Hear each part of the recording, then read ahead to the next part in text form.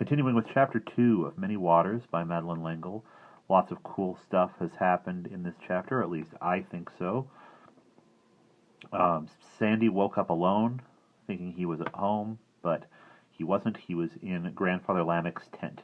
Denny's was gone. He disappeared with the unicorn that he was riding on, which seems to be normal in the place that Sandy and Dennis have ended up in. The people there have never heard of the United States. Grandfather Lamech we've met. He is also 4 feet tall, just like Japheth. We've met his sister, Yalith, and a manticore tried to eat Sandy, but because Sandy is 6 feet tall, it really terrified the manticore. And Lamech keeps reminding Sandy that everybody in the place that they're in considers him to be, will consider him to be a giant. And we pick up with still wondering where Denny's is. After Yalith and Higgaion had gone, Sandy was assailed by a wave of feverish sleep. It was dark now, with no moonlight coming through the tent's roof hole, and the oil lamp burned low. He closed his eyes, curled on his side to sleep, and felt an emptiness. Denny's. He was just as happy that Denny's had not seen Yalith. Nevertheless, he had never before gone to sleep without Denny's. At home, he could just reach up and punch the mattress above his to get his twins' attention.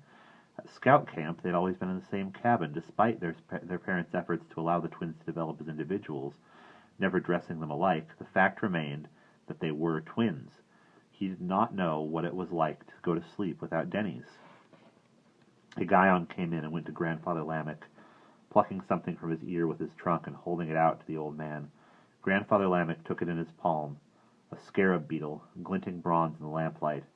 The old man stroked it gently with a trembling forefinger and closed his palm. Then came a vivid flash of light, similar to that of the unicorn's horn, and a tall presence stood in the tent, smiling at the old man, then looking quietly at Sandy. The personage had the skin the same glowing apricot color as Yalith's, hair the color of wheat with the sun on it, brightly gold, long and tied back, falling so that it almost concealed tightly furled wings, the light-filled gold of the hair. The eyes were an incredible bright blue, like the sea with sunlight touching the waves. Lamech greeted him respectfully. "Admiral, we thank you." Then he said to Sandy, "The Seraph will be able to help you. Seraphim know much about healing." So this was a Seraph, tall, even taller than the twins. But the only resemblance was in height. Otherwise, it was totally different, beautiful but alien. The Seraph turned to Lamech.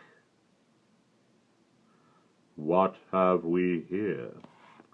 Lamech bowed, seeming more than ever like a small brown nut in comparison to the great winged one. If all the ordinary people in this strange place were as little as Japheth and Lamech and Yalith, then it was small wonder that Sandy and Denny's were confused with giants. Lamech said, "We have with us a stranger."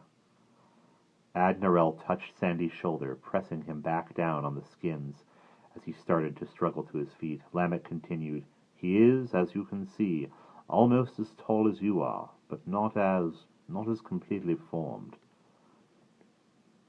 "He is very young," Admiral the Seraph said, "barely hatched, as it were. But you are correct. He is not one of us, nor of the Nephilim." "Nor of us," Lamech said. "But we think he is not to be feared." Admiral reached out to touch Sandy gently on the back, the long fingers delicately exploring the shoulder blades. "No wings, not even rudimentary ones." Higgaion approached the Seraph, butting him to get his attention, then indicated the water pitcher. Admiral reached down to scratch between the mammoth's ears. "Call the Pelican," he ordered. Higgaion left the room. Lamech looked up to meet Admiral's staring blue eyes. "Are we doing the right thing, keeping him cool and wet, to bring down the fever and heal the burning?"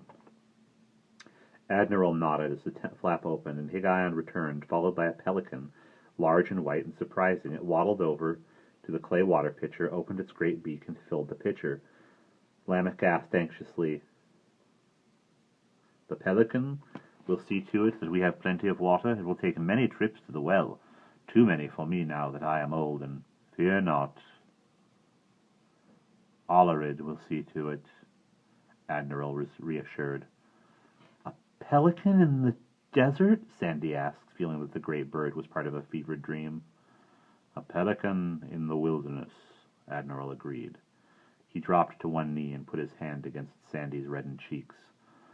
Through the fingers flowed a healing warmth, a warmth which had nothing to do with the stifling heat in the tent. Sandy had almost grown accustomed to the strange, gamey smell of the skins, but the seraph seemed to bring a lightness and a freshness to the air. Where, young one, are you from? Admiral asked. Sandy sighed. Planet Earth, where I hope I still am. The seraph smiled again, not answering the question. He touched Sandy's forehead gently, and the touch helped him to clarify his thoughts, which seemed to lose their focus. And where on the planet Earth? And from where on the planet Earth do you come? From the United States, the Northeast, New England. How did you get here? I'm not sure, sir. There was something about Admiral's presence which brought out the old-fashioned forms of respect.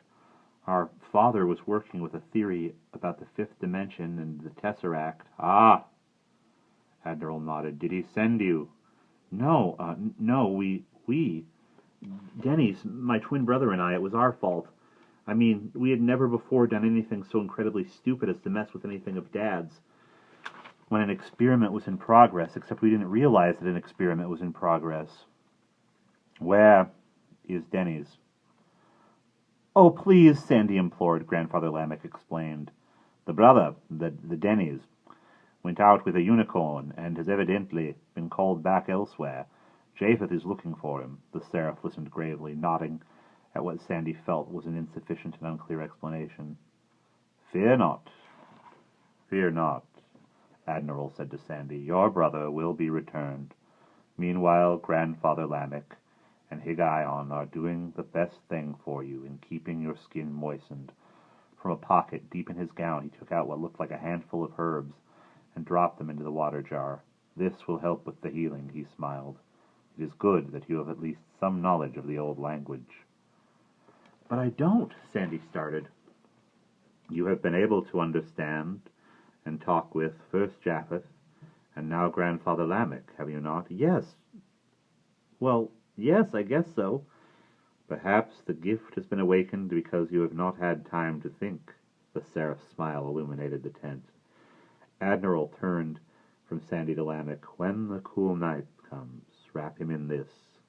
And the seraph took off his own creamy robe. His wings were visible now, as golden and shining as his long hair. He gave an effect of sunniness in the dark tent, lit only by the oil lamp. The animal skins are too rough for his burned flesh. I will come by in the morning and see how he is doing. Meanwhile, I will check on Japheth and see if he has found the brother. As Admiral talked, Sandy felt his eyes closed. Japheth was looking for Denny's. Admiral was going to help him. Surely, if the seraph was involved, then everything would be all right. His thoughts drifted off into soft darkness, and that is the end of Chapter 2.